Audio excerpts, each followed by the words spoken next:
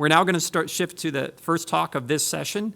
The next several talks will give you a look at some of the research coming out from Quest and CBMM. And the first one I'm going to give you is Ed Boyden, who's the Y. Tan Professor of Neurotechnology with appointments in Brain and Cognitive Sciences, Media Arts and Sciences, and Biological Engineering. And among many other activities, he leads the Synthetic Neurobiology Group. Thank you so much. It's really great to be part of this community and see all the synergies between different approaches, trying to understand, build, and really get to the heart of intelligence with all of its profound insights into the human condition and also the payoff for humanity in so many realms of science, engineering, and daily life. I lead a group here at MIT which works on technology for mapping and controlling the brain. And so one of the efforts that we are participating in is to try to help our community to understand brain circuits at their most fundamental levels. Part of the problem, of course, is that brain circuitry is incredibly complicated. If you look at the spatial dimensions of the brain, we're talking about enormous biological systems made of tiny parts. So brain cells are so big, right? In the human brain, they can be centimeters in spatial extent, by far the largest cells in the body. But the wiring of the brain is nanoscale. Huge number of orders of magnitude difference in spatial scale. And if you zoom into an individual connection between brain cells, a synapse, it's chock full of biomolecules which are even smaller, right? Now we're getting down to single-digit nanometer size building blocks. So the brain really presents a unique challenge in terms of understanding how molecules contribute to cells, cells contribute to circuits, circuits contribute to phenomena of great importance like intelligence. So the other issue, of course, in terms of understanding the brain is not just the spatial complexity, but the enormous temporal complexity. So brains, of course, can develop many of their functions, and for that matter, dysfunctions over long periods of time, months, years, even decades sometimes, whether it's learning a certain thing or a skill or a language, or there's lots of things that take time. But the quantal building blocks of brain computations are very, very short events, millisecond timescale electrical pulses within brain cells and chemical exchanges between brain cells. So how can we map and control across space and time so we can understand how brain circuits will work? So I'll tell you two short stories today, one about space and one about time, where we at MIT and in this wonderful collaborative environment have been working on strategies to try to help the understanding and repair of the brain across these spatial and temporal dimensions. Let's start with space. So of course, there are many ways of imaging the brain. I think we've all seen images like this, brain scans. They're amazing. They can be, of course, non-invasive, which is one reason why they're so powerful. And of course, you're hearing from many other people here involved with the quest about such things. But they can't get down to the fundamental nanoscale wiring of the brain, the individual connections, individual synapses, and so forth. At the other extreme are microscopes, which can see very tiny things, but even they can't see the most fundamental building blocks because light has a finite size or wavelength, and you can't see things that are much, much smaller than that. People have tried to overcome that limit, but these techniques are difficult to apply at the scale that the brain operates at. So here we often try to think of the opposite of what people do. People have been zooming in on biological systems for literally 300 years by magnifying images. What if we magnify the brain itself? And so we started thinking about swellable polymers, like the stuff in baby diapers. Add water, and as this cartoon shows, a baby diaper will swell, an experiment that millions of babies do every day. And those white threads, the polymer threads, will expand apart from each other. And importantly, those polymer threads are nanoscale and spaced by nanoscale distances. So we started wondering if we did install this chemical spiderweb-like mesh of baby diaper polymer inside the brain just right, add water, could we physically magnify the brain? So that's the basic idea, is to chemically weave this baby diaper material inside brain cells and outside brain cells, in between the biomolecules and around the biomolecules. And amazingly, in early 2015, we discovered that we could do this. So in panel B is a piece of the mouse brain, a few millimeters on a side. Panel C, the same piece of the mouse brain, about a day and a half later, we physically expanded the thing by 100 times in volume, about 4.5 times in each direction. And the polymer thread, I guess I can use the mouse pointer, it starts out very densely packed. The spacing is around the size of a single biomolecule.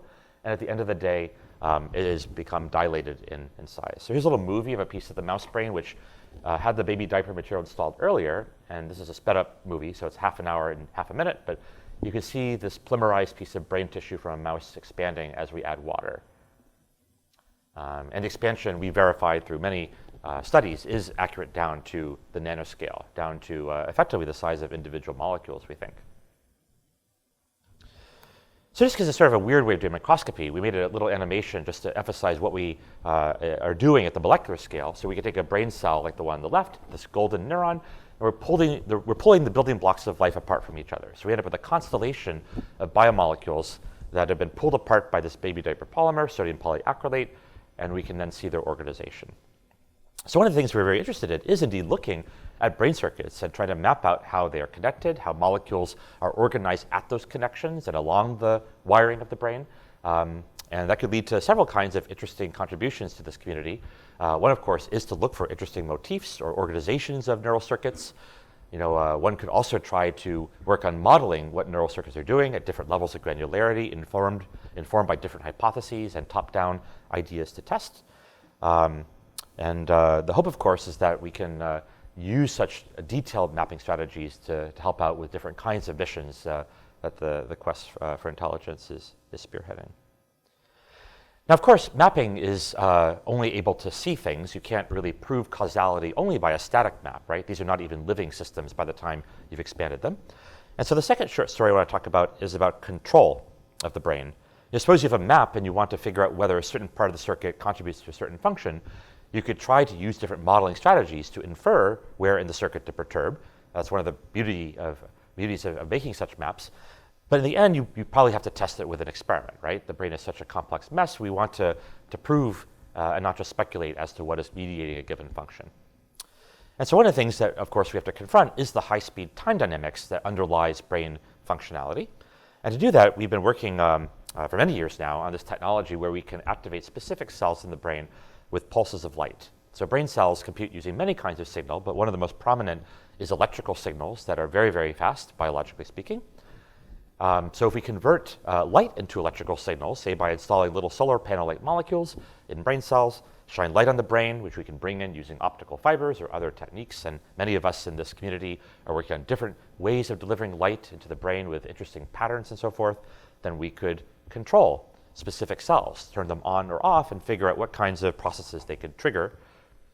So the basic idea is that there are all sorts of different cells in the brain. Some are big, some are small, some excite, some inhibit. The list goes on, and we don't even have a full list of all the cell types of the brain of almost any species except for a small worm, which has only a couple hundred neurons.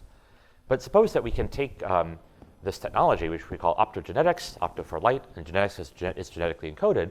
We can express it in certain cell types using all sorts of genetic tricks pioneered by many people in this building and around the world.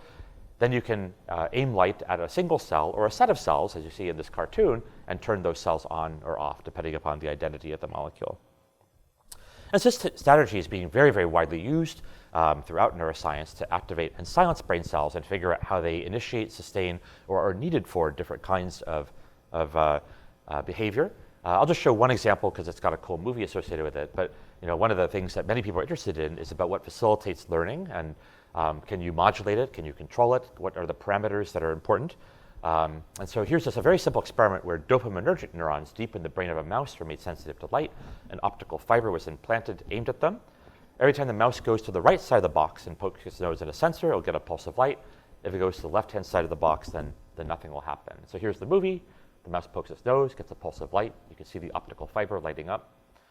And basically, this mouse is working for light. It'll do this over and over again for a very long period of time, actually.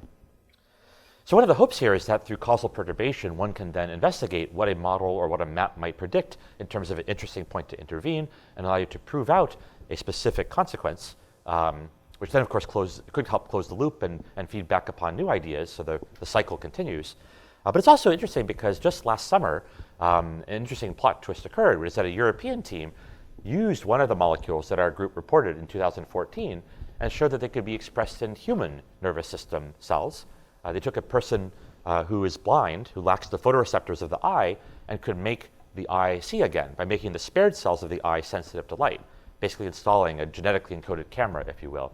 And so it's very intriguing to think about how the kinds of tools that we all are developing here could potentially not only help drive the science of intelligence, but we know a lot more about the eye, of course, so we know about the rest of the nervous system and the brain.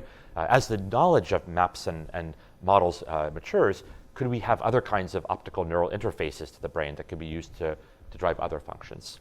And with that, I think I'm out of time, And we'll just acknowledge that this describes a huge amount of work by many people. So.